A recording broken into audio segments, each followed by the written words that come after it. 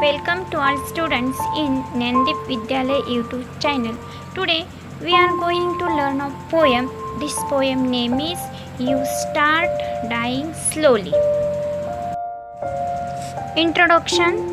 This is a poem by the famous Chilean poet Pablo Neruda. This is a didactic poem in the very positive sense of the term. Unlike the many didactic poems imparting worn-out pieces of advice, this poem very much appeals to the modern sensibilities. The poem reminds us once again the age-old wisdom that life must flow and renew itself at every moment of its being. According to the poet, we must not be stagnant, repetitive, or conventional in the way we lead our lives. Let us start this poem. You start dying slowly means जीवनात अयशस्वी होणे किंवा हळूहळू आपण संपून जाऊ. So that start. If you do not travel, if you do not read, if you do not listen to the sounds of life, if you do not appreciate yourself, you start dying slowly. So this first stanza explain this.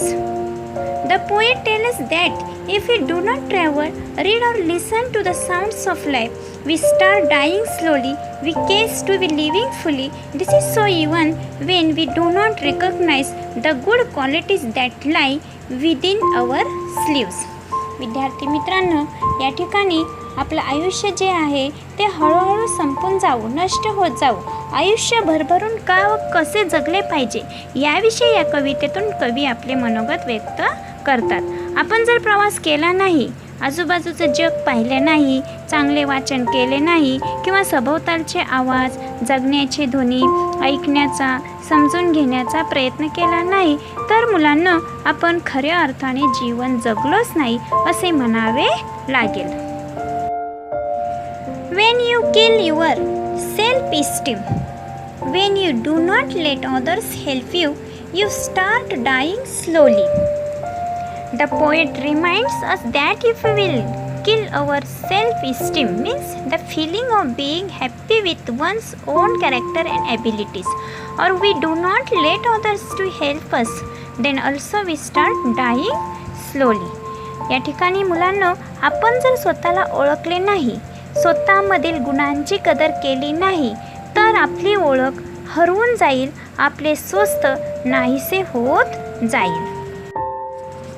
If you become a slave of your habits, walking every day on the same paths, if you do not change your routine, if you do not wear different colors, or you do not speak to those you don't know, you start dying slowly.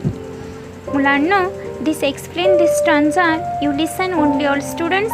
In this poet's views, if one becomes a slave of one's habits, or ends up doing the same thing day after day without even bothering to change the routine, then one starts dying slowly.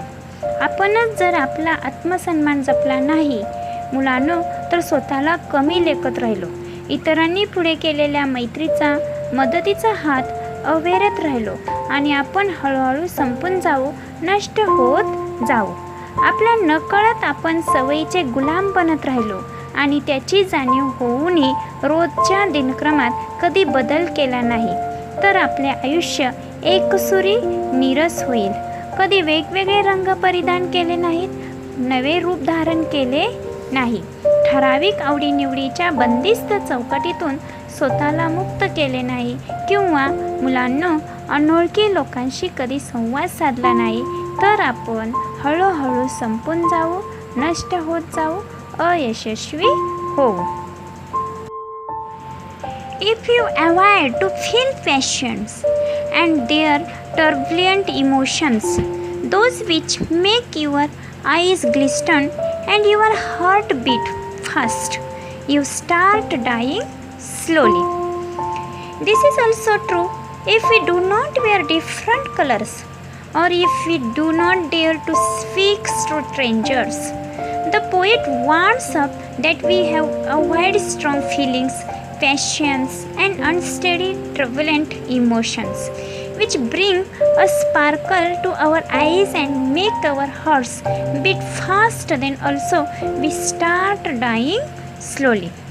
मुलांनो, पुढील ओळीतून कवी आपल्याला जाणीव करून देतात की मनातील उत्कट भावनांना जर आपण मुक्तपणे व्यक्त होऊ दिले नाही, त्याचा आनंद दिला घेतला नाही, तर आपल्या भावना बोतट होत जातील. क्षणार्धात डोळ्यात चमक आणणाऱ्या किंवा हृदयाचे ठोके वाढवणाऱ्या सुखद भावनांचे हिंदोळे जर कधी अनुभवले नाहीत, तर आपण हळूहळू जीवन संपून जाऊ, नष्ट होत जाऊ.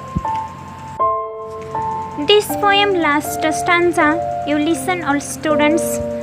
If you do not change your life, when you are not satisfied with your job or with your love, if you do not risk what is safe for the uncertain, if you do not go after a dream, if you do not allow yourself at least once in your lifetime to run away from sensible advice. Listen student, this stanza of explains. According to the poet, we start dying slowly if we do not change our life. When we are not satisfied with our job or love, we also start dying slowly if we do not show the courage to risk something safe or something uncertain, if you do not go after a dream, or if you do not allow our sleeves to ignore a sensible advice. At least once in our lifetime, even then we start dying slowly.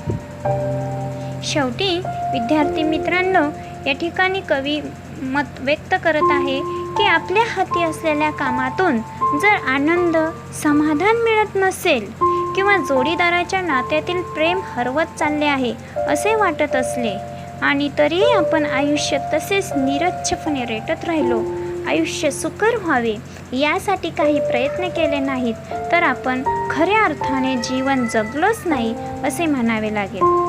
सुरक्षित आयुष्य जगताना कधी धोका पत्करायची हिंमत दाखवली नाही, स्वतःला अनिश्चित गोष्टीचे आव्हान दिले नाही किंवा कधी एखाद्या स्वप्नाचा पाठपुरावा केला नाही, तरी आपण अनेक उत्तम गोष्टी करण्यापासून स्वतःला वंचित ठेवू.